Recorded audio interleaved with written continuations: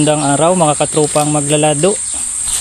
Nandito ako ngayon sa gulayan ng school. Tayo ay magbilibot. Katatapos ko lang magdilig. At dito tayo magsimula sa unang hilira ng tanim. Kamatis. Yan, may mga bunga na. May mga bulaklak. At dito banda, dito yung mga talong. Yan o. Dito sa hilirang ito sa kabila, meron diyang mga tanim na sitaw. Yan naman ay pagkakapangin dito sa bakod. Dasik-dasik po yan ang tanim. Dito may mga bunga na din. At dito naman po sa pagitan ng mga kamatis ay may mga nakatanim naman na pechay. Ayan, may talong nasa container. May bunga na din yung kamatis. Dito naman po sa kabilang hilera, salitan po yan. Dito may nakatanim na pechay bagyo nasa container. At yan, may sili, talong, kamatis ulit. Naghapay nga lang, may bulaklak na. At dito banda mga katropa, mayroon ditong itinatambak si Kenny, mga winalis na mga dahon. Yan, ito po ay magsisilbing mulch o yung pang cover sa lupa para hindi tubuan ng damo at hindi agad mag dry yung lupa. Yan. Dito mga katropa, mayroon din ditong hilira ng mga amarilyo, yung mga single petal na amarilyo o yung pantaboy ng insekto. Ayan o, marigold sa English yung amarilyo yan. Pindalin yan hanggang dyan. Siksikan po ang tanim dito. Ayan o, yung mga maliliit pa. May pechay. At ito merong kamatis. Ayan, may bunga na din. Ito merong talong marigold na in-order ko galing sa online. Ganda ng pagkabulaklak oh. Singhutin natin. Ay, hangot. Dikit na dikit sa kamay. Ayan, may pechay. May mga damo na din. Maghapay na yung kamatis. Ayan, talong. Ayun, may bunga na yung kamatis. O yun. Ditong gabi. Talong. Tapos dito sa kabila, andito yung sitaw. Dito naman sa isang container magkasama ang munggo at saka kamatis. Ito, meron tayong sili dito. Ang laki ng bunga oh. Yan, sa gulong meron ding kamatis, talong. Sumasama na yun dyan. At dito merong talong, may kasama itong mani. Ayan, may mani. Tapos dito ay may pechay sa panabi. Dito may mga pechay. Yan, medyo inuhod na yung iba. At ito ay may talong. Mga katropa, meron ditong munggo. So kung mapapansin niyo dito mga katropa, hindi gaanong kinubuan ng damo dito sa pagitan ng mga hilera. Gawa ng ito ay pinatambakan natin ng pusot ng kahoy. Tapos may mga raisal o yung balat ng palay. So kung makikita ninyo, kakaunti lang yung nagtubo ng mga damo. Ayan, yan po ang purpose ng paglalagay ng mulching. Doon banda sa dulo, hindi na namin yung nalagyan. Kinulang kami ng panlagay na balat ng palay saka ng kusot. Kaya medyo malago doon ang damo. Yan po yung advantage. At saka, ito mga katropa ang advantage ng paglalagay ng mulch. Kahit hindi mo siya gaanong diligan, yung pinakang ilalim nito, pag kinutkot natin, kung mapapansin ninyo, basain lupa. Ngayon basaan lupa. So pag ito ay may tanim, maski hindi mo siya madiligan ng medyo matagal-tagal, mga ilang araw, okay pa din yan. So yan po yung advantage, na re-retain yung moisture ng lupa. Katropa may bunga na din ang ating mga munggo. Ito po yung mga munggong munggong inchik kung tawagin, yung mga maliliit na nabibili sa palengke. Yan, meron ditong mani at kamatis. Ayan, may kamatis din. May bunga na yung talong. May mga bunga na ang maganda ng mga munggo. Ayan, dito naman magkakatabi ang talong. Tapos may pechay, may mani at meron ding munggo. Ayan, dito naman meron ditong nakatanim na talong. Ayan, may mga bunga na at may pechay. Ayan, dito naman tayo sa sunod na hilera. Dito sa pangatlong hilera, meron ditong pichay, kamatis. Yan, may mga kaunting damo. May kamatis, ganda ng bunga, oh. Hitik na hitik sa bunga. May mga pichay dito. Ayan, malalaki na yung mga pichay, oh. May sili, katabi ng sili, pichay, munggo, pichay magkatabi. Ang sili, taba ng sili, oh. Laki ng puno. Munggo, pichay, tapos yan, malaking puno dito ng kamatis at may mga bunga na din naroon sa ilalim. Mga katropa, nasa container, ito ay talong. Meron ditong sili. Ito talong, may bunga na, oh. Kaya lang maiksi. Sili. Tapos dito sa pagitan may mga dinamas na damo. Yan, pwede po yung gamitin pang cover sa lupa sa mga winalis na dahon. Ayan, meron ditong mga talong o liliit ng bunga, mga punggok, sili, talong, may katabing pechay, at ito kamatis, ito talong, ang katabi ng talong ay munggo. Dito banda mga katropa, sa ibang mga gulong meron dito nakatanim na sili. Ayan, namumunga na mga katropa, oh. May mani, pichay, mani. Sige na. Dito naman may talong, may katabing pichay. Ito naman sa kabilang gulong may talong, may bunga na din, may katabing mani. Meron dito mga katropa mga tawa-tawa, oh. Ito daw ay yung pinaglagaan nito ay iniinom para tumaas ang platelet count ng mga may dinggi. Katropa, meron tayo ditong talong ulit. May nahulog na aho galing dito sa taas. May bunga na ang munggo, may katabi din na kamatis. Dasik-dasik.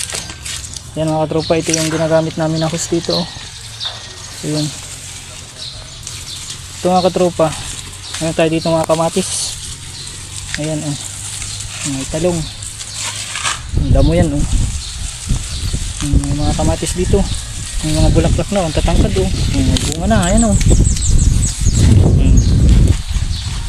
Dito may mga kamatis din, medyo madamo dito mga katropa at hindi ko napalagyan ito ng mga kusot, pero okay pa din, mataba pa din ang mga tanim. Meron ditong munggo, may bunga na.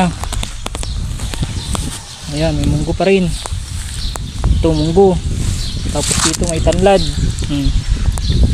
Meron ditong turmeric o yung kung tawagin ay luyan dilaw.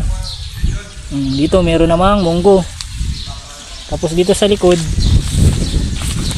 ayan yung kamatis. Ayan, may sili, pichay. Ayan, inihagis ko lang yan, sinabog ko lang yung mga pichay. Tapos meron ditong marigold o yung single petal na amarillo. Meron din ditong tanim na ikmo. Ayan, may pichay. At yung mga kamatis. Ayan, linya-linya yung kamatis dyan. Tapos dito sa linyang ito, may mga nakatanim dito na sa panabi, may mga nakatanim na sitaw. Diyan yung pagkakapangin sa bakod. Ayan mga katropa, meron ditong ayan, kamatis, sitaw. Ayan, kamatis, oh, may bunga na, oh. Ito, lalaki ng bunga ng kamatis. Ayan, oh. Tapos itong kamatis may katabi siya na mani, may pichay. Ayan. Ito kamatis nasa pagitan ng gulong. Lalaki na din ang bunga, may pichay. Ito, talong. May mani. Kamatis. Tapos ito talong, may katabi na mani. Sabi ng matatanda, pag daw ang talong tinaniman mo ng mani sa katabi, ang magiging bunga daw ng talong ay malalaki at matigas. Mataba daw, matigas. Kasi may mga pichay dito sa gilid. Kamatis, Meron ditong sili, pechay. Ayan, pechay ulit. O, talong, may bunga na mga katropa. At ito yung variegated ito mga katropa. O, nung bata pa itong ito, sili, ang mga dahon nito may mga batik-batik na puti. Para variegated siya. Ito yung bunga niya. O. Tapos ito, meron tayo ditong kamatis, yung mga bunga na din. At yan ay nasa tabi ng Baguio beans. Ito mga Baguio beans ito mga katropa. Ito yung bunga niya. May nakita akong bunga ito. Ito, may bunga na. Yan ang bunga ng Baguio beans. Dito naman mga katropa, may sili. Yan, may bunga na. Yan, meron ditong kamatis, sili, pechay. Ito, Baguio beans. Ayan ang bunga ng Baguio beans. Sili. Tapos ito ay Baguio beans. Ay, inaatake ng mga piste. Ay, ipot ng ibon. May ipot ng ibon o may mga buto na kasama. Kamatis. Tapos meron ditong kamatis ulit. Ayan. Tapos sili, talong, kamatis, sili, mani. Ayan, kamatis at mani yan dyan. Sili, mani, talong. Meron ditong upo, kaya lang hindi gaano umasinso. At nandito yung mga nagagapang na Baguio beans. Dito sa may puno ng papaya ay mayroong mani, kamatis, ayan. May Baguio beans dyan. Kamatis, talong. Ito, Baguio beans, may mga bunga na mga katropa. Ibang klase itong Baguio beans na ito, may mga batik-batik. Tapos meron dito mga pechay. Yan o, sili, marigold. Ayan, marigold. Papa. Tapos na ito sili. Papa. Ito, kamatis. May kamatis. Ayan sa dulo. Meron dito mga kamatis din o. Kamatis, pechay, talong, mani. Ayan, halo-halo na yan. Meron ditong sili. Ito naman ay kamatis. Ito, talong. Katabi ng talong ay pechay. Tapos ito ay mani. Kamatis, may mga bulaklak na. Ayan, may mga bulaklak na din yung ibang kamatis dito. Meron ditong sili. At merong flowering plant. Hindi natin yung inaalis para ma-attract ang mga bubuyog. Yan. Talong. Dito naman sa madamong parting ito po ay dating pinagtambakan ng mga ginamas na damo dito sa gulayan. Dito itinambak sa camping ito. At yung compost na naipon ay kinalap dito. So maganda yung lupa. Mataba yung lupa. Matataba yung mga kamatis na itinanim. Ito mga kamatis nandito sa nakukubira ng mga damo. Tataba din ng mga damo. Yan, may mga bunga na. Ayun mga katropa. Mga nakatago ang bunga ng kamatis. Tapos dito banda, may pechay din dito. Nakukubira na ng mga damo. Hindi gaanong nagrelaki. Tapos dito mayroong ampalaya. Ampalayang las ito mga katropa. Hindi ko ito tatanggalin dito at ito ay nagugulay yung dahon nito. Dito naman sa gilid, sa bakod may mga nagagapang na mga patani. Yan, hanggang doon yan. Tapos dito may talong. Ayan, may mga kamatis na nagbubunga. Mga nakatago sa damuhan. Tapos yung mga munggo. Ayan, lapad ng dahon. Tapos dito naman meron tayo ditong mga nakapunla na mga fruit bearing trees, mga seedlings. Ito merong guyabano. Ito naman ay paho. Hindi ko alam kung paho yan o mangga. Tapos meron ditong mga seedlings ng mabulo. Tapos dito banda meron namang mga stem cuttings ng mulberry. Yan, tapos meron dyan, ayan, oh, may marigold. Dito banda may mga gabi. Ayan yung mga gabi. Nalapad ng dahon. Ito mga katropa, ito yung mga bagyo beans. Ito yung naunang mumunga. Yung para doon sa nasa kabila. Ayan, oh, ang lalaki na ng mga bunga. Mga matured na. Ibang klase itong bagyo beans. Ito may mga batik-batik. Doon sa kabila may mga tanim din dyan. Meron dyan sili, talong, kamatis, pechay dyan sa mga gulong. Doon sa kabila. Ayan dyan, oh. May gabi. Ito meron din dito mga bagyo beans. Linya-linya ito. Sa tabi ng bagyo beans may mga tanim dito mga katropa na ano, mga kamatis, kaya lang hindi nag-aanong nag-asenso. Ito meron talong, tapos may mani. Linya-linya yun hanggang doon. Puro mga ganyan ang tanim salitan. Talong, sili, ano lang pala ito, talong at saka kamatis salitan. Tapos sa tabi noon yung mga talong at kamatis tinaniman ng mga pechay, saka may tanim din ito ng mga mani. Yan hanggang doon sa dulo. Tapos ito mga ano ito, itong kasunod na nakatanim itong bagyo beans, mga ano ito, mga patani. Dito naman mga katropa, kung mapapansin ninyo malago na ang damo, pero may mga tanim ito, malalaki din yung mga tanim. Ayan, matataba din. Ayan, may mga ano, talong, kamatis, salitan yan, sili. Ayan, may sili. Ayan, oh, daming bunga. May talong, nakukubiran lang ng mga matatangkad ng mga damo, pero matataba din, oh. Ito may sili, nasa container. Ayan, oh.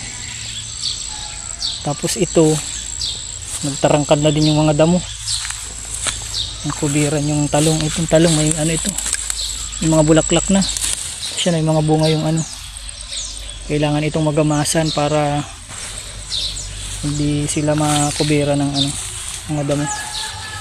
Mababansot yung mga tanim na ito, oh, mababansot itong mga talong. So yan mga katropa, ito yung ano, may kamatis. Yan. Tapos meron ditong ano, may nakita ako dito na ano ba yun, flowering plant din. Meron kasi ako ditong itinapon ng mga buto ng ano, mga buto ng ito, mabulaklak na siya. May mga inihagis ako ditong mga buto yung ganyan, flowering plant din. Dito mga katropa, meron tayo ditong mga yung ganyan, kamatis. Kamatis, ayan, lalaki ng bunga.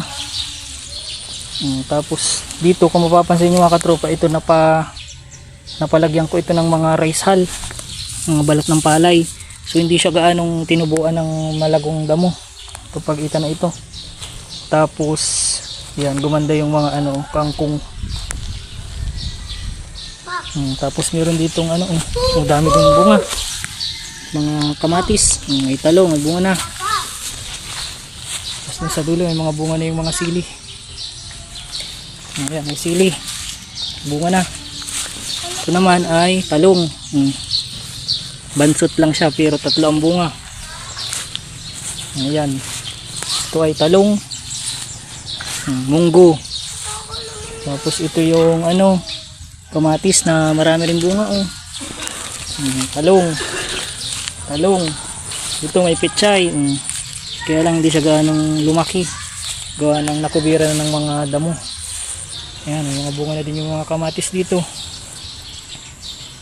Doon banda mga katropa, nasa dulo ay madami ng bunga yung mga kamatis. Ayan, oh, naghapay na nga. May munggo. Ito kamatis, o gulping bunga, oh, lalaki, naghapay na din yan. Tapos may katabing talong, kamatis na yan pa, gulping bunga, oh, naghapay na din ito. Ayan, naroon kamatis, gulpi. Kamatis, linya-linya ang kamatis dito. Sa pagitan ng mga kamatis may mga nakatanim dyan na munggo, saka pechay. Yan, dito naman tayo. Dito mga katropa may ano, yan, sili, talong hanggang dun. Tapos may mga nakatanim sa pagitan ng mga kamatis. Ayan. Tapos dito banda mga katropa, may nagtubo na marigold. Meron akong tinanim dito ng mga sunflower. Hanggang dun yan. Dito. Ay, naroon. Sunflower. Ayun mga katropa. Sunflower. Tapos dito, ito maganda mga katropa. Isinabog ko lang itong mga buto ng pechay. Dito. Ang tataba na. Yung natataniman nito, mga kwan ito, mga nakatambak dati dito ng mga winalis na dahon. Dito tinambak ni Kenny. Nabulok na yung mga dahon. Ayan, naging ng mataban lupa, naging compost. Ayan ang mga katropa. Buhaghag na lupa. Tapos ito na yung nagsilbing pataba nitong mga pechay. Ayan, wala yung abono na synthetic. Organic lang. Tataba ng mga pechay. Dito meron ditong mga naghapay na kamatis, ang gulping bunga. Tapos ayan yung mga kamatis pa. Tapos yun yung marigold, double petals na order ko sa online. Ayun, lalaking bunga ng kamatis naroon. So yan ang ang gulayan dito sa school ngayong bakasyon. Yung mga bunga na, mga next month, buwan ng Mayo, yan, may mahaharvest na dyan. Ang tawag po dito sa sistemang ito ay polyculture. Yan ang kadropa, polyculture garden.